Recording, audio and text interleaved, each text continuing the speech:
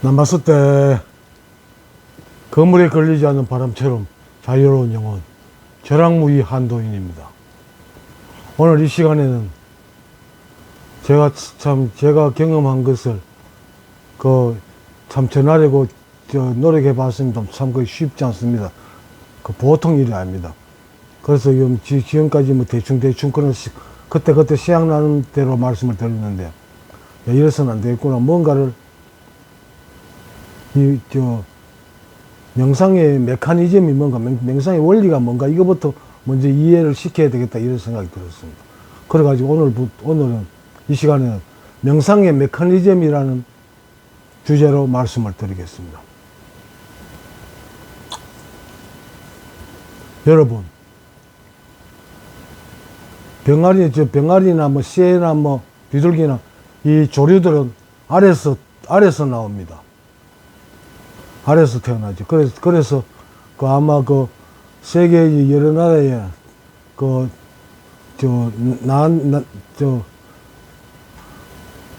난생설화가 어떤 왕이나 유명한 인물들이 아래서 태어났다는 난생설화가 많이 있는 것 같습니다. 옛날 성부자는 그런 거를 아래서 태어나는 걸로 표현한 것 같아요. 좋은 방법이죠. 오늘 드리고자 하는 말씀은 여러분한테 질문을 하나 드리겠습니다. 병아리가 알 속에 있다가 알 바깥으로 나오는데, 알 바깥으로 나올 때까지 병아리가 할 수 있는 게 있습니까?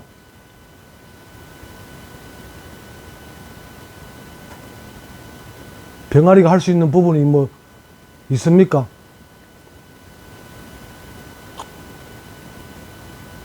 병아리 알을 껍질을 깨는 도구를 준비해야 될까요?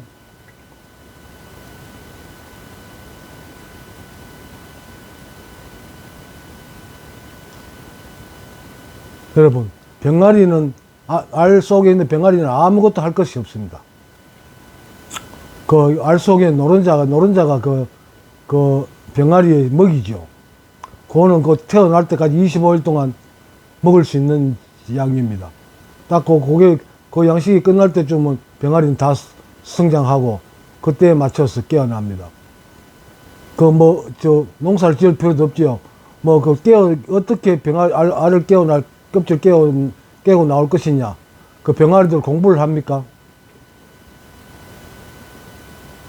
공부합니까?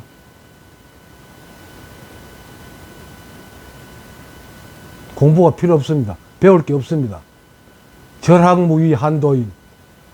여러분, 의미가, 이해가 가십니까?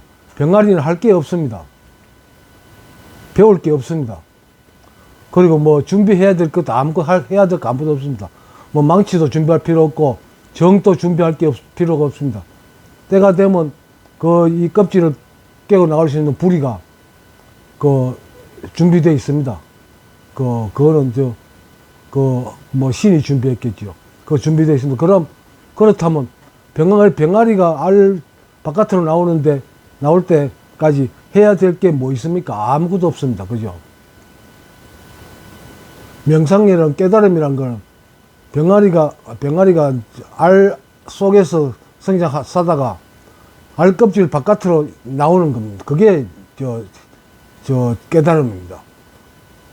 깨닫고 나면 구름 타고 다니고 이런 쪽으로 생각하지 마세요. 그냥 알 속에 있다 알 바깥으로 나오는 겁니다. 그런데 알 바깥으로 나올 때까지 병아리가 할 수 있는 건 아무것도 없습니다. 배울 것도 없고 해야 될 것도 없습니다. 그냥 시간만 보내고 앉아 있으면 됩니다. 깨어날 시간은 신만이 알겠죠. 어미는 병아리의 움직임에 대해서 온 신경이 집중되어 있겠죠. 그러다가 알 껍질에 가해지는 병아리가 성장하니까 알 껍질에 가해지는 진동이라든지 이런 걸 느껴서 때를 맞춰가지고 어미가 쪼아줄까요? 병아리가 하는 거는 때를 기다려가지고 어미가 알 껍질을 바깥에서 콕 쪼아주는 그때만 기다립니다. 그때부터 병아리가 이제 껍질을 더 크게 깨가지고 바깥으로 나오는 그거밖에 할 게 없습니다. 나오는 순간 그때만 할 게 있습니다. 그 전에는 아무것도 할 게 없습니다. 배울 것도 없습니다. 병아리가 바깥으로 나오는데 뭘 배웁니까? 아무것도 배울 거 없습니다. 그리고 도구도 필요 없습니다. 아무것도 준비해야 될 게 아무것도 없습니다. 그냥 어미가 바깥에서 콕 쪼아주면 그때부터 그 지금까지 쌓아온 그 힘으로 그 껍데기를 더 넓게 공간을 만들고 거기에서 바깥 공기를 쐬고 나오는 겁니다. 그게 깨달음입니다. 뭐 대단한 걸 생각하지 마세요. 여러분들 알 속에 있는 병아리입니다. 우리는 그 때만 기다리면 됩니다. 어미가 바깥에서 제가 전에 한번 말씀드렸죠. 줄탁동시라는 말. 어미가 바깥에서 콕 쪼아주는 줄. 그 다음에 이제 병아리가 안에서 알 껍질을 깨는 탁. 이게 동시에 일어난다는 말인데, 난 그 정확한 의미는 모르겠습니다. 뭐 어쨌든 동시라는 말은 나도 이해가 잘 안 가는데, 줄탁 동시보다도 뭐 어미가 쪼아준 그 다음부터는 저 병아리의 일이죠. 그 구멍을 더 넓히는 일이지 않습니까? 그리고 저 옛날 성경 구절이 생각나서 찾았는데요. 때를 기다린다. 병아리는 때만 기다리면 됩니다. 마태복음 25장에 이런 아주 좋은 때를 기다리는 그 비유가 나와 있는데, 열처녀의 비유라는 뜻입니다. 그 10명의 처녀들이 이스라엘은 결혼식이 어떻게 진행되는지 잘 모르겠습니다만, 어쨌든 이런 비유니까 여러분 여러분 스스로 판단하고 들어봐 주세요. 그때에 천국은 마치 등을 들고 신랑을 맞으러 나간 열처녀와 같다 하리니, 그 중에 5은 미련하고 5은 설기 있는지라. 미련한 자들은 등을 가지되 기름을 가지지 아니하고, 설기 있는 자들은 그릇에 기름을 담아 등과 함께 가져갔더니 신랑이 드디어 오므로 졸며 잘세. 밤중에 소리가 나되 보라 신랑이로다 맞으러 나오라 하며, 이에 처녀들이 다 일어나 등을 준비할세. 미련한 자들이 설기 있는 자들에게 이르되 우리 등불이 꺼져가니 너희 기름을 좀 나눠달라 하거늘, 설기 있는 자들이 대답하여 가로되 우리와 너희가 나눠 쓰기에 다 부족할까 하노니 차라리 파는 자들에게 가서 너희 쓸 것을 사라 하니, 저희가 살아간 동안에 신랑이 오므로 예비하였던 자들은 함께 혼인잔치에 들어가고 문은 닫힌지라. 그 후에 남은 처녀들, 기름 사러 갔던 처녀들이 와서 가로되 주여 주여 우리에게 열어주소서. 주께서 대답하여 가로되 진실로 너희에게 이르노니 내가 너희를 알지 못하노라 하였느니라. 그런즉 깨어있으라. 너희는 그 날과 그 시를 알지 못하느니라. 여기까지 낭독하겠습니다. 병아리는 많은 할 수 있는 배울 것도 할 수 있는 게 아무것도 없습니다. 곧 신랑이 오는 때에 맞춰가지고 잠을 깨고 그때 쓸 기름만 있으면 되는 겁니다.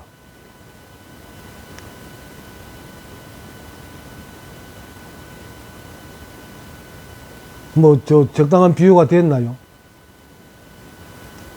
나는 난생설화가 전 세계적으로 많은 이유가 이 깨달음, 어떤 선각자들의 어떤 깨달음의 경험, 그거를 비유적으로 만든 이야기라고 저는 생각합니다. 깨달음.